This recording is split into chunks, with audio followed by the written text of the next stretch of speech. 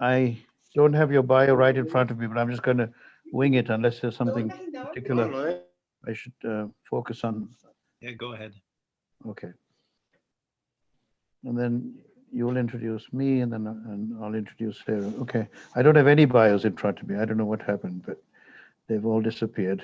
Les comparto el link del evento para que lo compartan en sus muros. Okay. Jorge is putting the link. You can share that in your walls if you want as we speak. The link he just sent. Okay. Sí. But Jorge, va a estar grabado, ¿no? En YouTube? Sí, también. Okay. It's going to be recorded in YouTube as well, but the link is there if you want to share it even now as we're talking. I don't know how to do that, but if you know, feel free. Okay. Entonces estamos en vivo, ¿no? Yeah. Ya están en vivo. Okay. Okay, we have gone live. So welcome. This is a bit of an outlier, but a wonderful contribution to this grand festival, really amazing festival that's been going on since yesterday, led by Jorge Contreras, who is a grand wizard of poetry in the Spanish language and a great assembler of souls and poets from all over the world. Earlier in the festival, there was a poet from Karnataka in India who read her poems in Kannada and in English and in Spanish with Spanish translation. This Zoom has been an amazing thing. You know, the translator was reading from Venezuela. She was in India, and the technical aid was in Mexico. And that's what we. And here we are tonight. Welcome you to hot poetry, cold poetry, migrant poetry, contemporary poetry. And my name is Indran Amirthanayagam. I edit the Beltway Poetry Quarterly. I'm a poet, and I'm here with two dear poet friends to talk about these issues in contemporary poetry. John Wall Barger and Sara Cahill Marron. We've decided that John will speak first. He has just published an amazing essay on this concept of cold poetry, so I'll let him discuss it further. But John is a professor at the University of Arts in Philadelphia. He teaches literature and creative writing courses there. He is a Canadian citizen and a US citizen, so he expands most of North America in his blood, and he is a author of at least 4 books of poetry. He is my favorite literary poetry critic, and he has written on poetry in the Kenyon Review and in many places, Rain Taxi and many others.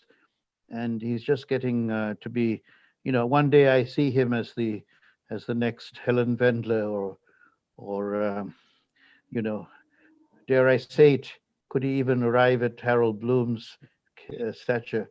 But he is on that path. So I'll leave you to John Wall Barger. Go ahead, John. Thank you so much, Indran. Indran, if my terrain is Canada and America, it's very small compared to your terrain, which I think is the world. All right. Thank you so much. So I'm really happy to be here. Muchas gracias to Jorge. Thank you, and Indran and Sara. This is going to be fun. So I'm just going to talk for the way we figured we'd do it is we talk for 10 minutes each, and then we're going to join in a discussion and read some of our own poems in the second half. So I'm just going to take the first 10 minutes and kind of very, very briefly elaborate on this idea, which I just wrote this essay about, which is called In the Cold Theater of the Poem. So I'm going to talk about cold poetry and then warm poetry, and then give a couple of examples. Maybe I'm going to read 3 poems as well. So first of all, let me just say that I'll define cold poetry. I'll start with that. So cold poetry is poetry, I think, that it's poetry that reflects the world and nature as accurately as possible, is the way I like to think of it.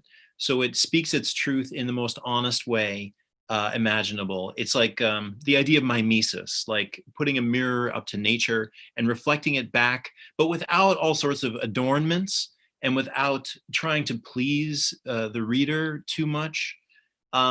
So the way I talk about it, warm art, which is also good, it's also fine, but warm art tends to fall over into teaching us or influencing us or trying to impress us or enable us, like tell us that we're doing okay on our own.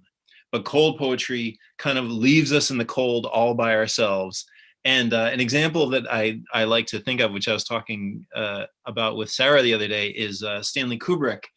And I feel like Stanley Kubrick is a cold artist who I like, in the sense that when somebody is in the frame in a Stanley Kubrick movie, to me, they look like little bugs. The humans look very small, and they kind of wither under the gaze of, this distant lens. So let me just leave it at that. But let me say a little caveat first, that I'm suspicious of the categories that I've used. I don't really think that you can't put something as expansive as poetry into an easy category of good and bad, or hot and cold at all. Or else I'm going to get in trouble with Indran, I think. I think he's going to call me on that and say, no, you can't do that. So I won't even try. But I do think that poetry kind of oscillates, even in a particular line, between hot and cold very, very quickly. That said, I am going to be treating cold art as my favorite kind of art. Okay? One thing that cold art does that I'd like to mention is, I think of it almost like what happens to King Lear.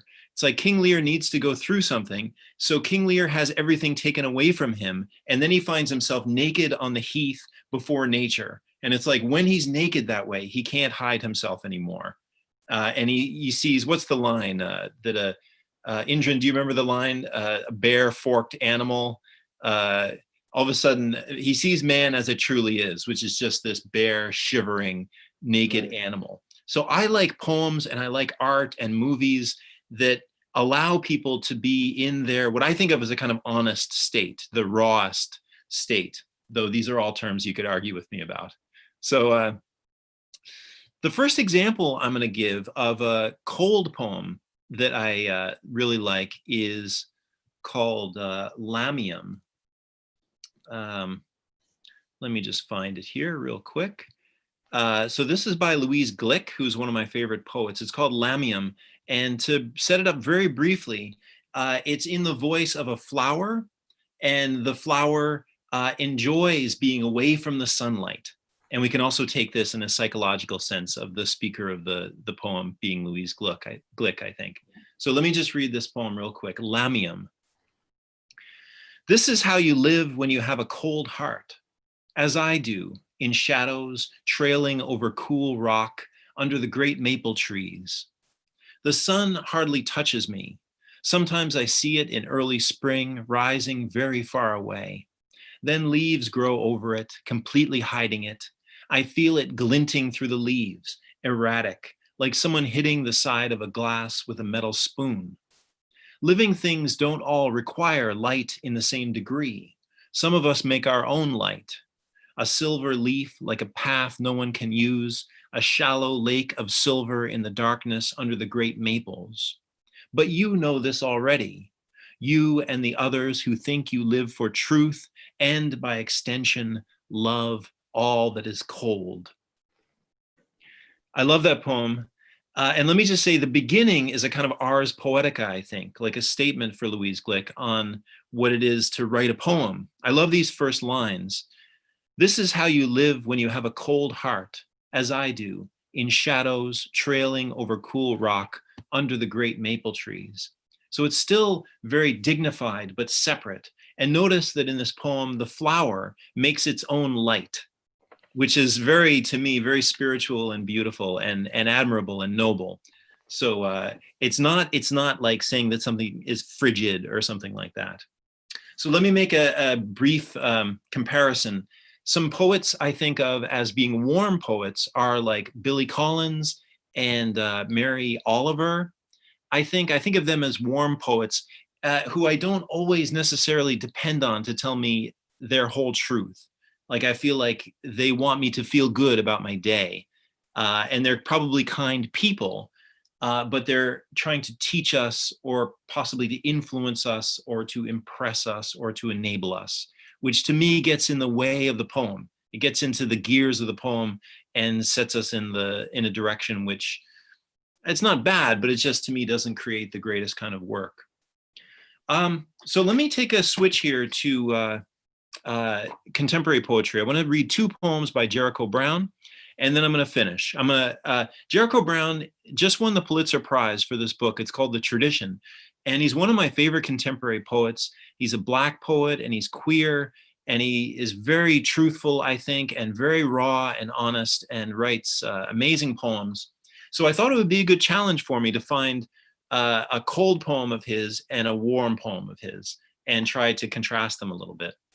So the first poem I want to read is called Hero, and it's about, I think, his mother, but it's so wild, I don't think you can really reduce it to being about one thing. So I'll read this one.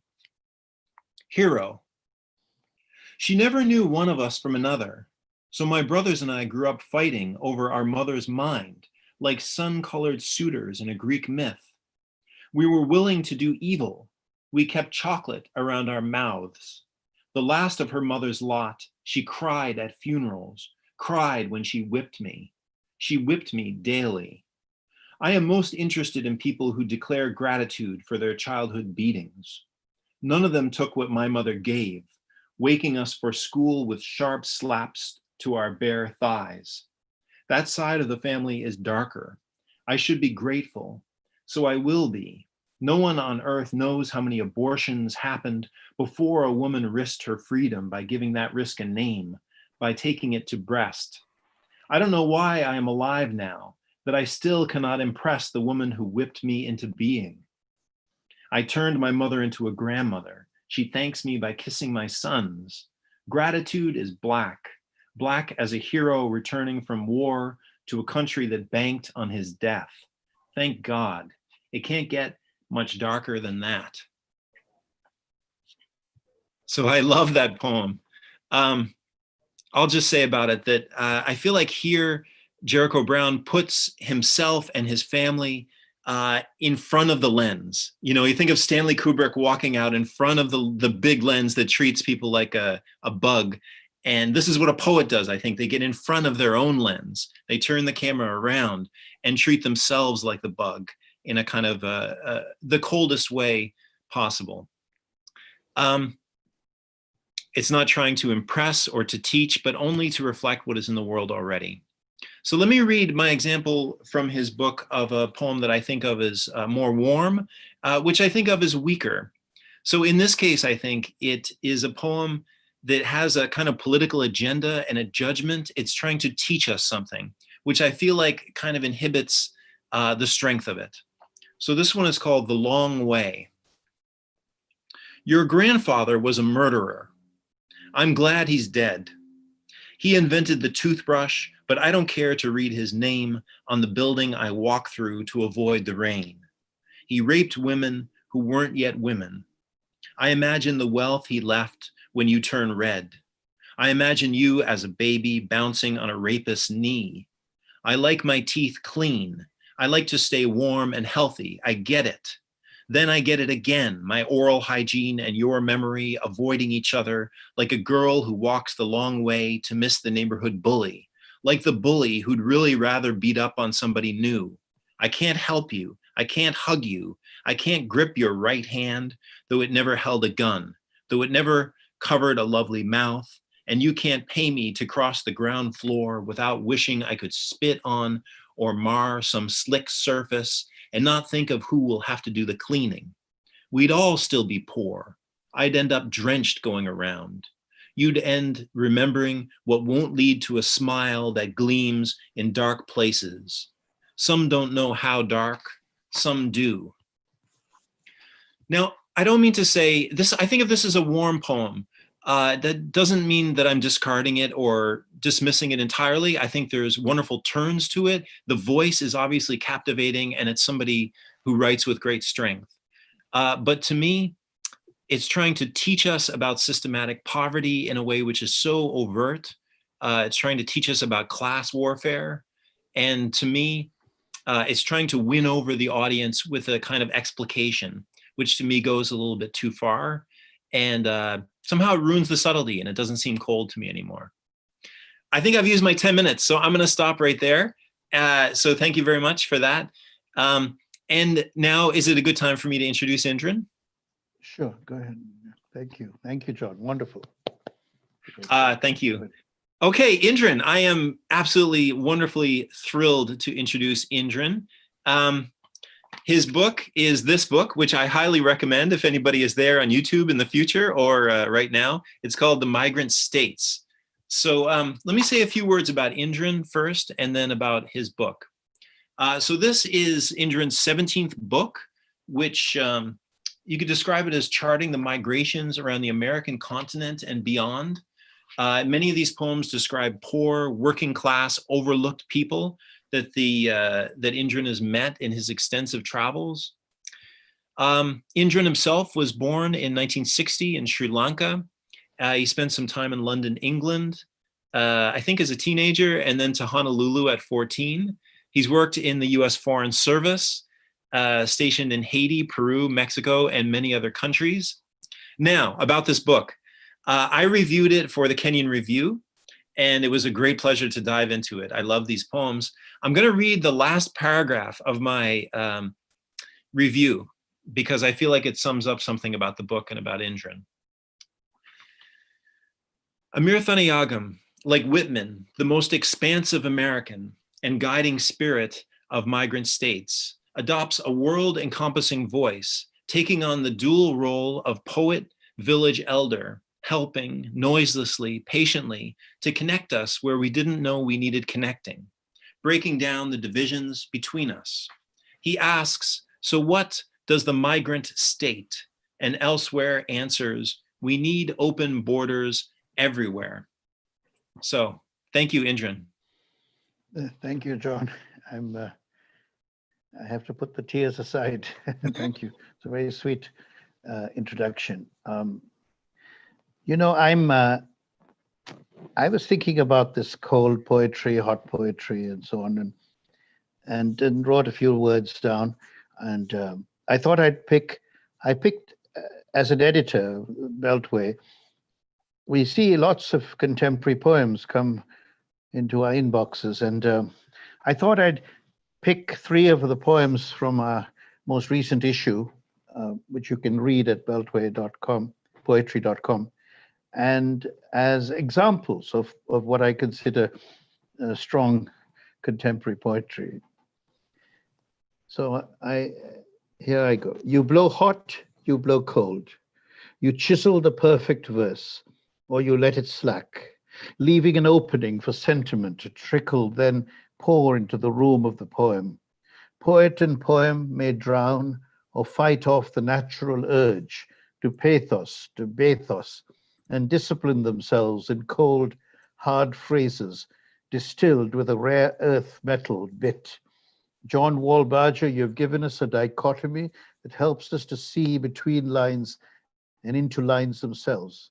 Let me continue to speak of divisions, Slam and Page, poets of darkness, poets of light, sentimental poets, hard-nosed, unfeeling executioners. I edit poetry with a dear friend and colleague, Sara Cahill Marron. Together we send out calls for poems on themes that capture hopes and fears for poets and readers alike. Hence our recent 2 volumes on art in times of crises. Here are 3 of the poems in the current issue. They represent for me a snapshot of the poetry of our time. They come from Ireland via Australia, New York via San Francisco, with a sojourn in Israel. And among them is a 2-line distillation, God, reminding us of that earlier 2-line beauty in a station of the metro. Yes, I'm talking of a new transforming poem from Paris through French and English. Here are translated poems by translated poets. The latter is key to understanding the poetry we write today. Poetry written elsewhere. Poetry separated from the madding crowd, but fully ensconced in the spaces between synapses of every thinking, feeling human there, even if unknown to the host, a positive, warming, cheering virus that, if woken, can spread and wake up amazing antibodies and subsume them in the cause of healing before the tyrant and his tyranny, of moving the nation, the world forward again with hope and faith that yes, we can, and in phrases where we don't have to ask in exasperation, along with Derek Walcott, ¿Dónde está la música? Where is the music? So here is that two-line gem.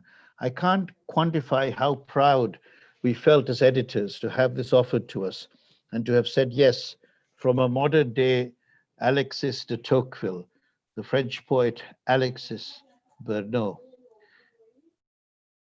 In French, the poem goes like this. Dieu. Dieu est le plus ancien prisonnier politique des États-Unis d'Amérique. God.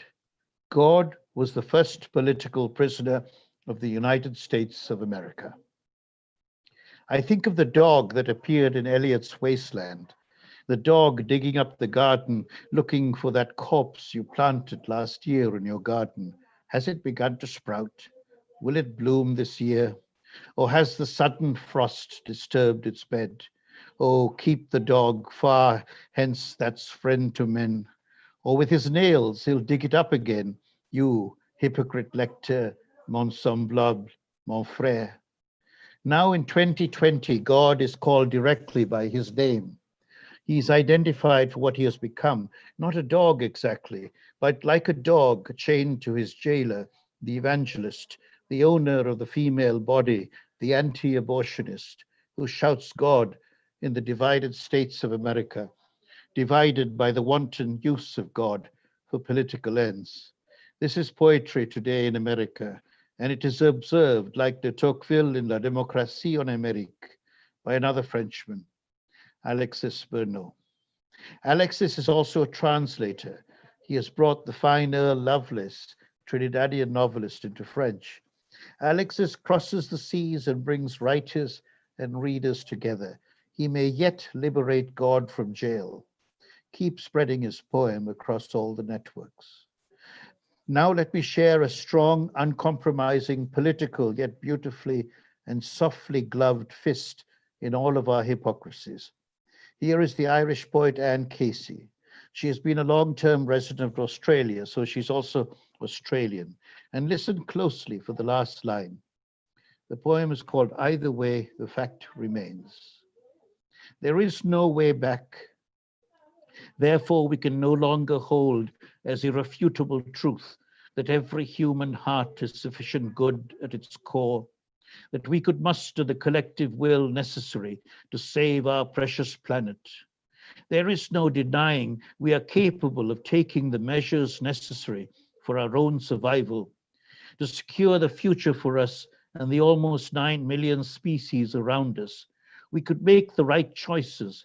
The fact remains that Earth cannot repair itself. There is no basis, even from advanced satellite findings, to show that Earth and all who dwell on her can survive the impacts of human activities. The greatest scientific minds of our time attest that the world's largest living structure, the Great Barrier Reef, is on a path to certain destruction, that over 2,000 species from sea level to 2,000 meters deep are destined to perish. We can no longer support the assertion that there is always a way. There is a way to undo the damage we have done, allowing that we make every effort to counter global excesses. The impact of human activities is irreversible. Although we may think that we can take action to fix this, we cannot deny the inevitability that not one of us can make a difference. Nature cannot heal itself. We can no longer lie to ourselves that this devastation can be reversed. Now read each line from the bottom up. That's the last line. Now read each line from the bottom up. What a poem, Anne. What a brilliant denunciation. And yet you note this blind yet absolutely honest hope that drives the reader to read from the end backward, to follow the lines from the bottom up. And then the poem itself, it contains history, though it is not of epic length. It gives useful information, such as the barrier reef, the largest living structure on the planet, which of course we should call ocean, given that water covers about 80% of it. And how much in years to come? Will we be washed away in a great flood? Or will the reverse take place, a broad and sustained, unsustainable drought? But then, of course, and I repeat, read from the bottom up. Go back to the reef and stop the bleaching through some scientific invention. Seed the clouds with rain. Turn seawater into fresh drinking water with a desalination plant driven by solar energy. Imagine the world stopping at the brink and turning back to Paris, the climate accord, and forging ahead into some real sustainable agreement. We are not going to stop in our melancholy, us poets of today, poets of our time, which is the only time, and the time we have to heal, to love, to raise our families, and to plant a tree, 10,000 trees, reseed the nude hills of Iceland, and so much more. And in Palestine, heal the 20th century's gaping wounds.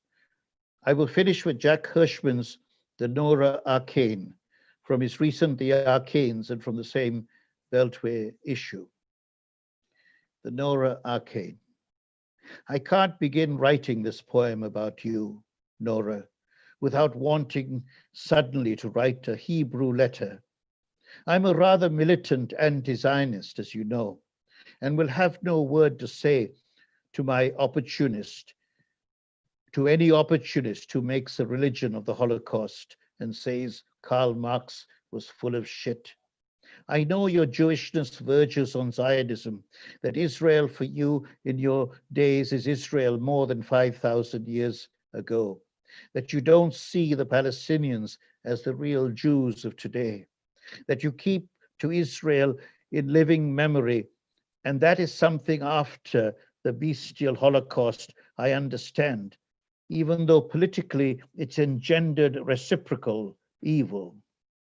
Yet thinking of you makes me want to write or draw a Hebrew letter, any one of the Aleph Bais. I've learned them all through my 82 years alive, because I've always adored their shape, the way you always adored me, dearest cousin. Perhaps through my father, Sheppy, for his having always made you hysterically laugh with his 100 jokes. And though you never knew David, my son, who died at 25 of cancer in California, you planted a tree of life in his name in Israel the following year. And for that, what might an old communist Kabbalist say, except may you be the thunder that rumbling says, Aleph, Bais, Gimel, Daleth, Hai, Vof, that announces the rain of the tears that wash away the pain of the fears between. Aleph, Bais, Gimel, Daleth, Hai, Vof. Aleph, Bais, Gimel, Daleth, Hai, Vof. Aleph, Bais, Gimel, Daleth, Hai, Vof. The first 5 letters of the Hebrew alphabet, the first 5 letters spoken in tones of a lament for what is passing and past, like the words of the Kaddish. But Jack's cousin is alive, and their love crosses the border of political differences and misunderstandings. Love heals, love consoles. The poet's son is dead at 25, becomes a tree she plants in Israel in his name. And for that, what might an old communist Kabbalist say, except may you be the thunder that rumbling says, Aleph, Bais, Gimel, Daleth, Hai, Voif, that announces the rain of the tears that wash away the pain of the fears between? Can we get rid of those fears? Can we cross the borders now? Can we still save the Great Barrier Reef in Anne's poem, despite the science, in the name of even more advanced science? Can we bring God out of jail to give Alexis a new subject? And in Jack's blistering, haunting, living elegy, like a love poem, bring Nora and the poet to make peace across their deep political differences. In the name of love, in the name of hope, in the name of the healing power of poetry that does indeed make something happen. Thank you very much. Okay, thank you so much. Now, I am thrilled to welcome my dearest heart and friend and colleague and great poet, Sara Cahill Marron. Sara has published Reasons for the Long Tomb, which I have right here, and it was published by Broadstone Books. She has 2 books forthcoming next year and in the year after that. She is a lawyer, an activist on the legal front as well as the poetry front, and she is my right half, left half, and this magazine which we dearly love, Beltway Poetry Quartet. Go ahead, Sara. Thanks, Indran. That was such a song. I think I'm going to respond a bit more academically, but what a pleasure to hear you. Thank you for introducing me. I enjoyed so much thinking about this topic today because, as Indran just mentioned, my other life is a different kind of thought, and as we heard from John already, these categories of cold and warm poetry are gray. I mean, all categories, I think, in poetic studies have blurred lines, but I love, and I wanted to just start with the place in his essay where he references Kubrick. Kubrick makes us experience things in a hellish way because, to me, and I'll spend my 10 minutes talking about what I think cold art is or cool art, and then finish with contemporary art and the Beltway Society and how we've what we associate, how we associate, and what that is, what the Beltway has become, and the kind of association it is, because it's meaningful to me as an actor and as a poet, and what I do there is it has shaped, I think, my poetry and my poems. So first, coolness and coldness. I'll try and stay away from film, but also I couldn't help thinking as I was listening to John, this sort of amended what I was going to say.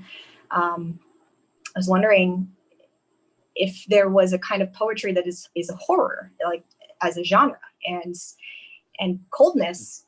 I mean, from the essay, that's what it is. And one of my favorite directors is Franju, who created this film Eyes Without a Face, and a lot of what I get from this idea of cold poetry, the directness that stares right through you or at you or pierces or forces you to look into the Zoom camera, as it were, and see just what's there, is just what's irresistibly beautiful about horror, and that genre of film, of horror film, is the same thing. It's the desire to face your fears on screen. And I think cold poetry is kind of the same thing. There's this pleasure of seeing your being shocked or frightened or startled in a physical or psychological way. And ultimately the genre, what I love about horror is that there's, and I did a bit of study on this, is that there's this draw towards the death drive is what Lacan calls it. And that flirts with pleasure principles and these ideas that we're all just drawn towards death, which is kind of morbid, but there's this innate pleasure in that. And so cold poetry to me is, and John touched on this, is that really innately human thing that we all have that draws us to that, and it's pleasurable in a way. And it doesn't really leave you with anything. It's not satisfying in the same way that these like warm poems are. Then there's something else that I really love, as long as I'm on psychoanalysis here, is the idea of beauty. And this will lead me into the first poem that I want to read from Beltway, very short poem. It talks about these two things, beauty and death. There's an essay called On Transience by Freud. It's one of my favorite short essays that actually tells us a short story about Rilke, and it's from 1950. It's a story about Freud post World War I, walking with the poet, and he's describing a conversation that he and the poet had, and it's an aesthetic that captures the pleasure of viewing beauty as almost intolerable for the mind, because the aesthetic reminds those that look at it that the moment is perceived as brilliant and falsely captured, like a rose is beautiful because the mind understands that it is in its brilliance dying. And I like this essay because Rilke's a part of it, for one, and also because it captures this idea of coldness in beauty. So the first poem, this is a poet that we published in volume 1. Her name is America Marino. And I would love to be able to read the Spanish, but I don't want to do it injustice, so I'll read the English. Volume 1 of the Art in Times of Crisis issue, which came out in the summer. It's called Do Not Speak of Beauty. Breaking it translates into thirst. Do not drink water until dying. Do not observe the sky anymore. Clench your fists and resist the blow of the waves. And that's it. It's very short, to the point. And what I liked about this poem is that it is direct, and I mean, besides the direct reference to dying, is that there's this image of the speaker in the poem not fighting anything, and there's a humanness of suffering, I suppose, in these 4 lines that I think goes to this notion of horror and coldness that leads one to this connection to despondency, but also to that pleasure principle. And then, so second, the point of cool poetry being this true mimesis that pleases the reader, reflecting the reality. I was thinking of another poet that I really like, who is a contemporary, I suppose, in the broadest sense of this word, Jack Spicer. I was listening to a lecture on him, and he says, he makes a broad, unlikable statement that only poets should listen to other poets, and opines that the society that we create or like a magazine is in essence a society. And that had me thinking a little bit about what Indran and I do in the Beltway. And the launch reading, for instance, we had a launch for 2 issues that we did last weekend and the weekend before. And in essence, like how we curate contemporary poets, or what are contemporaries, the word itself meaning those that exist in the present with us. And in Spicer's kind of cynicism, I was thinking of the choices that Indran and I make here to associate with other poets based on what we like or what we think would work, or in the moment, or a myriad of things. In essence, create a community, but it also depends on the people buying into it, other poets. So these societies and the associations themselves don't just exist because of the editors. So that's my pitch for contemporary poets, I think. And the word contemporary is so huge. I wasn't quite sure where to end it. I mean, when I think of contemporary poets, I think of Mina Loy, Williams as far back as Stein, Bernadette Mayer, Harriet Mullen, and then Louis Gluck, of course, as we've already heard. But so the next poem I want to read, though, is a poem that I thought fit into both of these categories of cool and maybe warm, and I selected it because I wasn't quite sure, and I liked that. This is a poem by Mervyn Taylor called "Small Wars," and I love the language in this poem because it's cool. It's frank. It's in your face. It has the lens of the camera, like Kubrick points at you, and you see the images frankly. But there is sort of an empathy that I felt reading this poem. There's that sense of community that I was describing. And I'll just read it to you and let you make your own association. So small wars for Keith. After this battle with COVID-19, we must fight smaller wars. Walk with the cancer patient to chemo appointments. Go to the dialysis room where we witness the weekly transfer of blood. Come with hearts broken when we ask Black men who shoot each other, do you not see ghosts swinging from trees? And when our friend goes out on these city streets in his bathrobe, we are the ones to bring him home. Amid the protests and profiling, who must stay among the imaginary guests in his room till morning, and he feels free to breathe again. This poem looks straight through me, and I love that feeling. And it stares naked as cool poetry demands. But there's also I don't know, Mervyn's writing to me does not feel cool all the time, in that I feel, and this could be just because I know Mervyn, and I've listened to him read these poems, but and so that's why I wanted to talk about contemporaries as associations, because what does it mean to know the poet and to hear them present their own work? And I think that matters when we interact with the poem itself on the page. And I don't know that I can totally separate these categories, cool and warm, without talking about that. Like talk about Harold Bloom, like, is the poet present? And hearing, I've heard Mervyn read. I don't have a personal relationship with him, but the person is present for me in this poem. So when I think about these categories, that's real.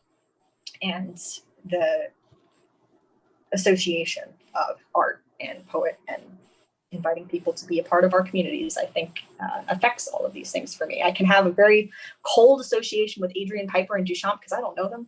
And they exist for me, in a very flat way. Same thing with Kubrick and Lynch and Franju. But, people that I've met is slightly different. So the last poem, I think, I don't know where I am on time, that I wanted to read, it's Baron Lee Wormser. At the orphanage, Lee told another kid that we will all be loved by someone at some time. Ruby did it for Jackie, and kids, you can't take someone out with that rifle. Don't put your elbows on the table. Good manners will lead to a good job. Lee thought that Connolly had fucked him over. I hate a lot of politicians. Someone threw a brick through their front window. He wanted to infiltrate an organization. He said he was patient. I never was in Dallas. I was in Dallas, but not then. You can lead a better life over there. I pledge allegiance. Keep your hands in your lap. He was a nutcase. The CIA does not make policy. If you talk, don't say anything. When the president was killed, I was 15. I wrote a poem about it. And to me, these two poems stood sort of side by side because they're content, right? They're observing periods of time in a broad way, but that association, when I read them as a poet, felt very different. So I think that's what I'm bringing to the conversation on cool and warm poetry, is that when I think of contemporaries and as an editor, there's a sense of coolness and warmness that certain poetry has, and it's based a lot on, it's based on more than just what the poem starkly is on the page. But I also really love the pure analysis that exists in coldness, like as a category, like horror. So I think that's it. I'll cede my time. Thank you. Thank you. Thank you very much, Sarah. We have just, I'm not quite sure whether we have just 8 minutes or whether we have more, but 8 minutes will take us up to 9. I know Mervin's in the room, I believe. Mervin, are you there? Did you want to put on your mic? As we have one of the poets, the living contemporary poets with us in the chat, There we go. I thought I'd invite him to respond if you had a comment. Thank you, Sarah. Yeah, it's a strange thing to want to divide poetry into these categories. It helps in a way to sharpen the focus, but I think I agree with Sarah that you take a situation and you need to have the hot and the cold. It leads to irony, and to me that is the one of the main ingredients of the poem. I mean, how else to set off the tension without that? You know, I don't just want to stare at a blank wall, you know.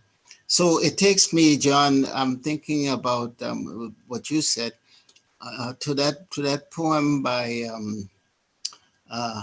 is it Rothke, my Papa's Waltz, right? If you talk about cold, the cold, you can't get colder than that daddy's brass buckle, you know? It's against his face, right? The buckle? Well, he's dancing with his son, and when he's come home drunk and he's dancing with the boy. It's a scary poem because you feel the child's fright, but you also feel a kind of push of this love of the father for the kid, you know, but it's a wild love, you know. I think about William Melvin Kelly's short story about it's called The Poker Party, where his friends come in to play poker, say on a Friday night or something, and they have fun. But the son, that story is told from the point of view of the child, who is in his bed early because these grown men have come in. And he talks about things that scare him as he's lying there, the sound of their boots as they come in, these heavy boots of men walking in, and then their voices, these gruff voices, you know. So here's this child and you empathize with him, you feel for him, but you also feel that thud that comes from above. So that the father, those two things, the father dancing with the child, which should be, in essence, a very warm thing. Here comes my father home and he's dancing, but he's drunk. And so he doesn't realize he's scraping the kid's face against this terrible buckle, you know? And so the irony, the poet doesn't try to look for your sympathy here, but you can't help, it's what the poem does to you that creates the sympathy. He's not in search of it, you know. I like Mary Oliver, by the way, I'm sorry. I like, Mervin, you said it so well. You know, this is just a kind of, it's almost like a hat that you put on sometimes, you know, you can look at things through this lens, and when it doesn't suit you, don't pay any attention to it. And I know. I'm looking forward to contradicting myself entirely with this essay. Sure.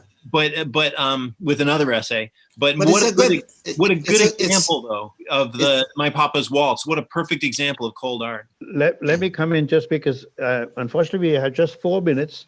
So Okay. I would like to invite each of you to just make a kind of a pithy assessment, as to where we are going now. Where is poetry going today into this new decade, new century, whatever it is that's happening, starting in America, in the United States in January. But John, do you want to start with just a sort of comment about where poetry or where poets should take their verses? I think it's so hard to say that poetry is one thing now because it's so incredibly splintered and there's so much DIY, like do it yourself, so many different blogs, so many different trends. I think because social media gives a voice to so many divergent voices, which is so great. So I think of it like 1,000 airplanes just darkening the sky, and and in retrospect, maybe we'll say this one airplane was the best airplane, but it's just exhilarating to have people speaking from so many different places all at once in all different directions. There's a real pluralism right now that I appreciate. Good. I think Indran is too much pushed now to tie poetry to everything that's happening politically and in terms of time and period and decade and so on. I think poetry flies in its own space. And I think sometimes it connects with what's going on currently and sometimes it doesn't. I don't think it needs to be tied to any wagon. I think I have to say, hurry up, please, it's time. Hurry up, please, it's time, which is the line in The Wasteland. And as we're living in a kind of wasteland. That's a good point though, Mervyn. Good point. Sarah, how about Sarah? She needs to say a word. Mervyn, let me conduct the. Go ahead, Sarah. The question is, where is poetry going? Yeah, it's a very broad question. Yeah, I'm going to narrow it. I think poetry should start with the poet, and it should just begin. That's it. The poetry should start with the poet, and it should begin. Okay. All right. And here I am. I feel like the guy who ran the debates with the presidents. I feel like I think I made a mistake. But you can't conduct the show and be in it too. You've got to make a choice here. Well, there are these actors who make their own movies. They're the director and the actor. It suits you who you are, though. It's right. I don't know where. Well, listen. There's a lot of water under the bridge behind all of these one-liners. So we have to. But Mervyn, I'm glad you appreciated what I shared about your poem. I was nervous for you to hear it. No, thank you so much. No, you were dead spot on. Dead right. Yeah. Indran, where's poetry going? You have to finish us off here. It's going blazing into the light that the new dawn is giving us. We shall not the poetry is called Kamala. It's called Joe. And Jesus! Here we go. No, I'm exaggerating because when you give a guy some rope, he hangs himself with it. So I'm taking the rope that was given to me by my dear friend and doing what I can with it. No, seriously, I think poetry is healthy, but it's a middle-aged and it needs a new, fresh blood always. And I think we should read each other more often and more closely than we do. And I think that I do believe, I agree with Sarah about the community that is sort of being formed by assessing poems through editing a journal. And I think that's an exciting thing to be part of. And I'm glad for that. Where is it going? It's crossing the water. I believe it's pluralist. And I think we have to, for example, Mervyn is publishing in England. I published a book in Canada. It's not nationalist in the same way that it may have been years ago. There are I believe in crossing borders anyway. That's my principal message, to eliminate borders. And so that's why I translate, and that's what the way I've lived my life. So crossing borders is a good thing for poets. So we should read each other and read translations and write them. And I'm just trying to find a gentle way to get off the stage without staying anymore. Unfortunate non sequiturs. Okay. Anyway, I think Jorge, tenemos que terminar, ¿no? Yeah. Yes, gracias, Indran. Okay. Invitados a John, a Sara, a Merlin y a todos los que han acompañado esta lectura, esta conversación sobre todo. Veo que me tapa el micrófono. A ver, creo que ahí está mejor. Gracias, Indran. Thank you. Thank you, everyone. Thank you, John. Thank you, Sarah, very much. Thank you, Mervyn, for your great Muchas questions. gracias. And thank you all who are watching us on YouTube and on Facebook Live. Así es. Muy bien, la transmisión está por Facebook, por YouTube. Les comparto el link, ahí estuvo en un principio para que lo copien y lo puedan reproducir. Se lo paso a Indran y bueno, muchas gracias a nombre del Festival Internacional de Poesía Ignacio Rodríguez Galván. Un honor que hayan estado aquí con nosotros. La siguiente mesa es una conferencia magistral de parte de Ricardo Echevarri, un investigador, un erudito en muchos temas, sobre todo en el surrealismo mexicano, que de eso va a versar su charla, el surrealismo, la poesía en México, además de abordar temas como el chamanismo y el nahualismo, temas que rebasan magia. Bueno, muchas gracias. Termino la transmisión para dar inicio a la siguiente.